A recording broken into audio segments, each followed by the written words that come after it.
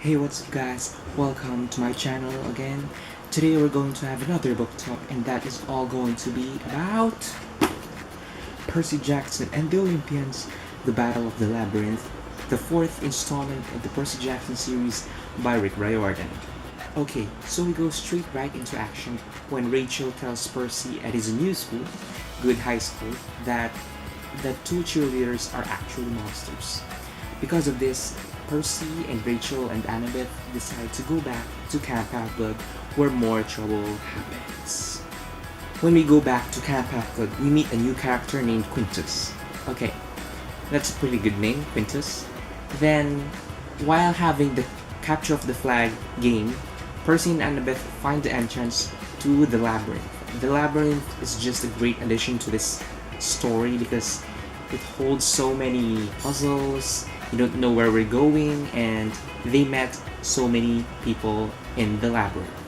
In the Labyrinth, they meet so many people like Janus the God with two faces, Hera, then we also meet Nico at the Triple G Ranch.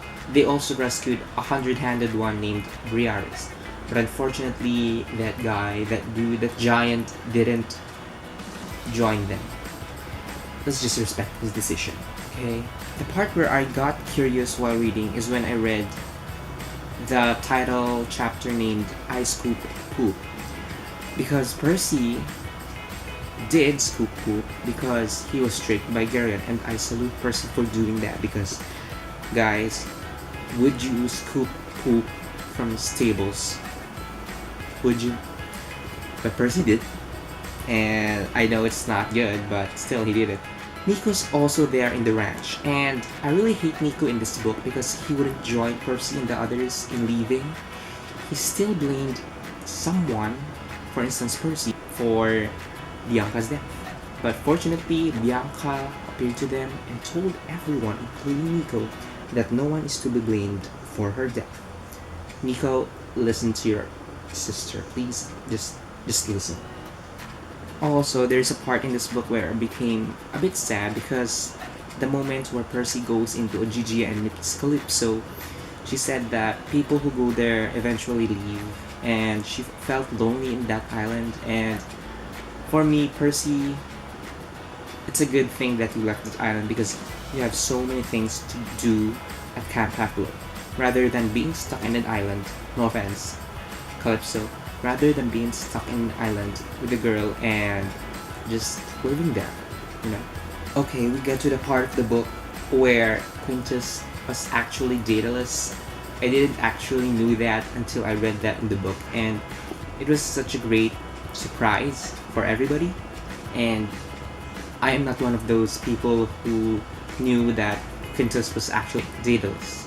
And yeah, guys, the moment when Percy sees Luke's body inside a sarcophagus, possessed by Kronos, and then Rachel comes up and throws a plastic hairbrush at Luke's face in order for Percy to escape. That was the funniest part in this book, and I'm glad Rick wrote that scene in this book. Just imagine Rachel throwing a plastic hairbrush at Luke's face in order for Percy to escape. I also felt happy for Grover in this book because he found Pan, and then sadly Pan died in this book.